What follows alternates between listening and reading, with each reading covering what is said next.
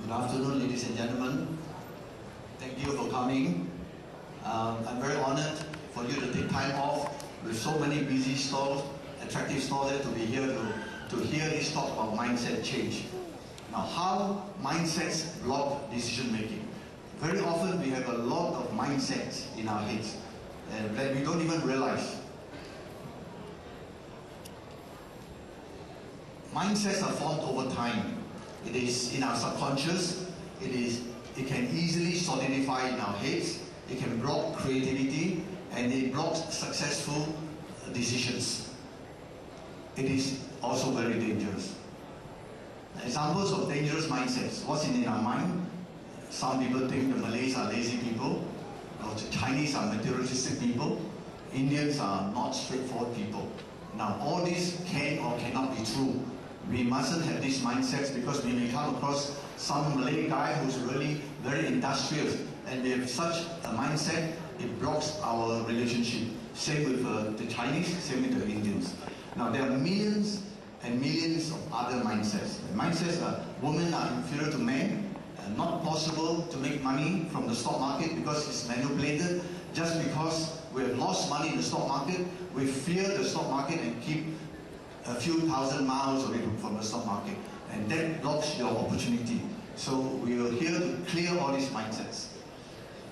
Now, most people think that the majority of people are right, and most people follow the crowd. They call it the herd mentality. We talk about it, but we don't realize that we are part of the mentality. We don't realize that we are also the sheep. When we hear something, we tend to be influenced by something. When you see action, like you see a restaurant full of people, you tend to think that the food must be terribly good or terribly good value. May or may not be. Now, let me ask you, are the majority usually right? In the initial stages, the majority are usually wrong. Now, there are lots of examples of this. Like, for instance, Galileo said that the world was round, and everybody condemned him. Now, he was right, the majority was wrong. There are many, many other examples. On stage here, a little bit of a stage fright. Can't remember all the examples. But there are millions of examples where, in the initial stages, people don't subscribe to it. Now, later on at maturity, as the momentum maintained, when the crowd moves in, then they are right. Because when the crowd moves in, the momentum picks up, then they are proven right.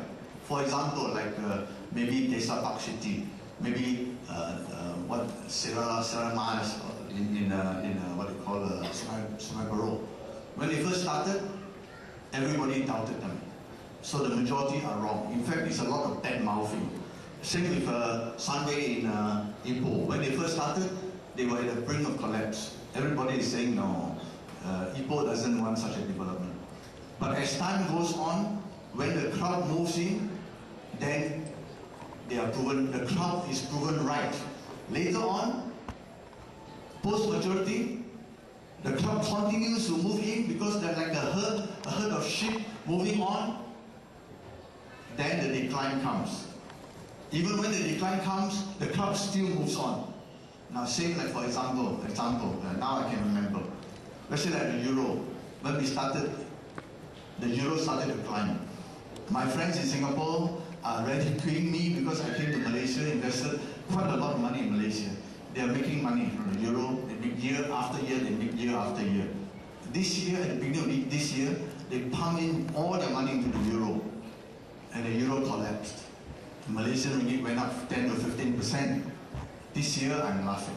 So, don't have this mindset that something good will last forever.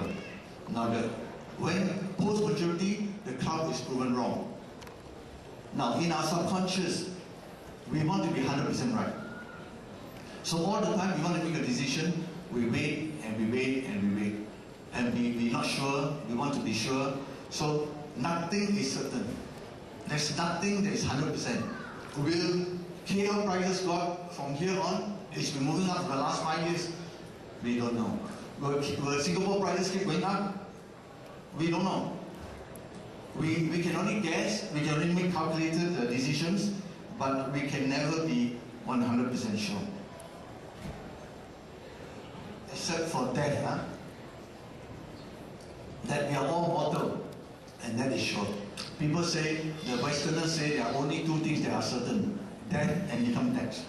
Even income tax is not certain. You all know this. From the smile I see on your face, I know some of you don't pay income tax. Now, there are millions of mindsets that we carry with us, and if we are wrong, then our decision is wrong. We have limited time here to talk about all the mindsets, so we shall zoom into one special opportunity. I know all of you here want to make money, so do I. All of us want to make some money. So where can we find some money? How we can remove some mindsets and make something good for ourselves? Now, this is one very serious mindset, that Ipoh is a very slow town, and there's no progress in Ipoh. And there's no price appreciation in Ipoh.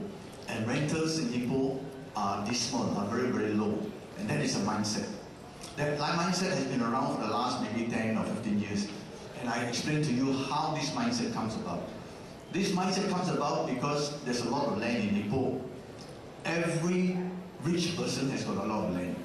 Then the government also alienates a lot of land. Year after year, you have election funds, and you have this, and you have that, you have change of government, they alienate more and more land. When the land is alienated, they do joint ventures, or they sell to somebody who's quite rich. When they have a lot of land, and there's not a lot of progress in Ipoh, they try to sell houses. So the people in the mindset, they want landed property. So they sell terrace house. When they're richer, they sell semi-D. When they've got more money, they go for detached houses, bungalow houses, we call it here in Malaysia. So they keep on selling landed and landed and landed. There are no less than 150 developers in this town in Ipoh. And some of them, they will sell 30 houses. The neighbor will sell 50 houses. Somebody on the other side of town will sell 100 houses. Somebody like Botany will sell 3,000 houses. So everybody has got land, and everybody is selling houses. So the price of houses don't go up very much. Then they have variations. I have one more bedroom upstairs. I have one more car park in the basement, or I have got a bigger living room. They've got different kinds of variation. Some variations appeal to some buyers. So when they buy this house, they want to sell their old house.